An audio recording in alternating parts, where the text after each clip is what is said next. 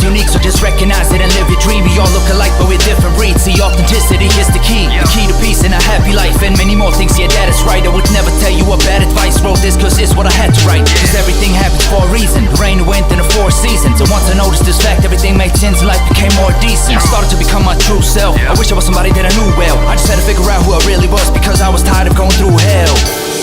No matter how you choose to live, be yourself. Cause your authenticity is a gift, so be appreciated. Gotta be yourself. Be authentic and you see that you be free as well. Gotta be yourself. Gotta be yourself. Be authentic and you see that you be free. When I made this car, I wanted to be extremely light. So I put a single cam engine on it, but it's stroked to 1700. This makes 150 horses at the wheel and 120 torque.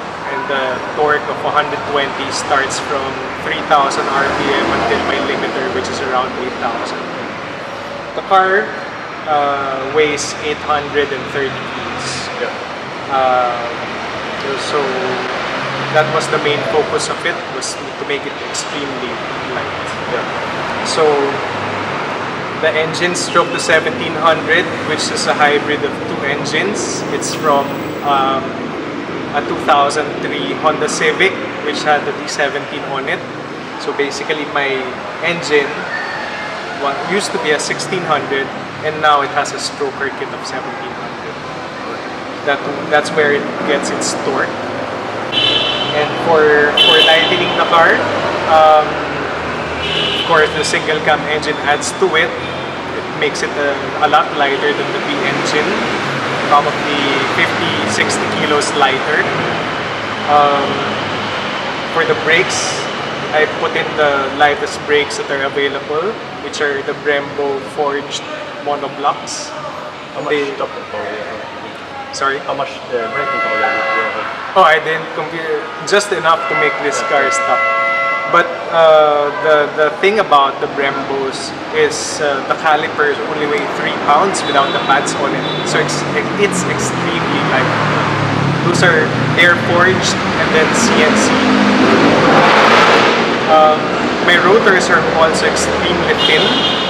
They're only 16 mm, but the diameter is around 280. So I have the diameter of a stock Integra Type R, but it only has the weight of, say, less than the brakes of a 1200, even less than the brakes of a 1200. So the panels of this car are almost, the ones that are replaceable are almost replaced. It's a carbon hood, which was done here, but it was vacuumed. The doors are all fiberglass. All the windows, except for the windshield, they're all polycarbonate. The rear door panel is also carbon fiber. And I put in aerodynamics for this car, but I don't have it right now because I use it on the street. But when it's on the track, it has a carbon splitter, and that's bolted onto the body. It's only, say, 2.5 to 3 inches off the ground. It's on scabs. I chose a scab because it's only half the length of a full exhaust. So even with the exhaust, it was still to make things light. That was the main priority. Pretty loud. It is loud. It is loud. It's such a well-balanced car. It holds the record of this kind of engine on the racetrack here in the Philippines by as much as 3 seconds faster. Wow. It doesn't have air conditioning. It doesn't have power steering. All the feature comforts. I took off the radio. Everything. Everything that needs to be taken out and more. So for the under chassis, all my arms, they were all lightened from stock. Of course, if you're an engineer, there is a factor of safety. and those factor of safeties make these arms extremely durable. But for racing, where the car should be just enough to hold it together, because once a race car, when you bump it, normally it gets destroyed, right? So everything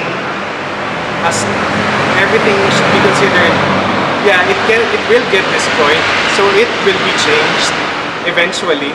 So why not just make it even more light? Yeah. For the suspension, I put Tane N1s, which are the ones that are used to compete in Japan.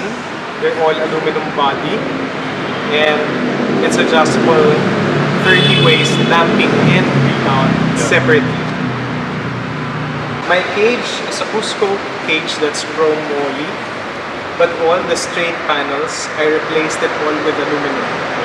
So all the bars that need not be bent, they're all aluminum. So it's a hybrid cage between steel and aluminum.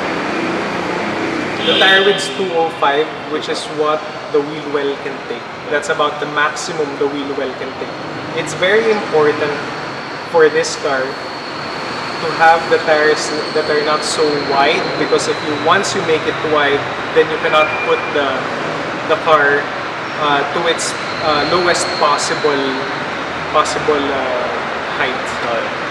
And of course, the main thing about circuit racing is you have to have your car as much as possible low to the ground for a lower center of gravity.